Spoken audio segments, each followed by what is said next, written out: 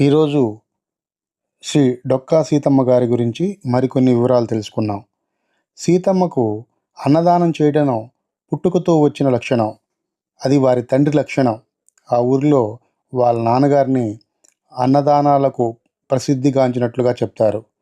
అన్ని దానాల కంటే అన్నదానం మిన్న అని నమ్మిన కుటుంబం వారిది. ఆమె ఇంట ప్రతిరోజు వందలాది మందికి ఉచితంగా భోజనాలు చేసేవారు.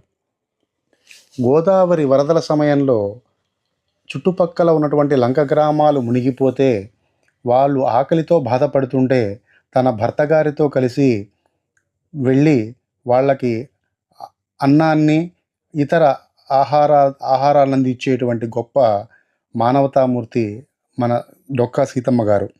కోనసీమలో ప్రజలు నేటికి కూడా వారి గురించి గొప్పగా చెప్పుకుంటారు. సీతమ్మ గారి ఇల్లు ఒక పెద్ద అన్నదాన సత్రంలాగా ప్రతిరోజు అతిథి మర్యాదలతో విరసిల్లేది. సమయానికి వంట చెరుకు అంటే పొయ్యిలో మండించడానికి వాడే కట్టె పుల్లలు అవి లేకపోతే సీతమ్మ గారు తన చీరలను నూనెతో తడిపి వంట చెరుగ్గా మార్చి వంట వార్పు చేసిన రోజులు చాలానే ఉన్నాయి. అనేక సందర్భాల్లో ఆ తల్లి అవి లేవు ఇవి లేవు అని ఆగేది కాదు. ఆ కార్యక్రమానికి ఏది అవసరమో దాన్ని ఎలా చేయాలో అలా చేయడానికి ప్రయత్నం చేస్తుండేది. అంత గొప్ప తల్లి గురించి తెలుసుకుంటున్నాం కదా. ఈ స్టోరీని మీ మిత్రులకు కూడా షేర్ చేయండి. మన ఛానల్ని సబ్స్క్రైబ్ చేయండి.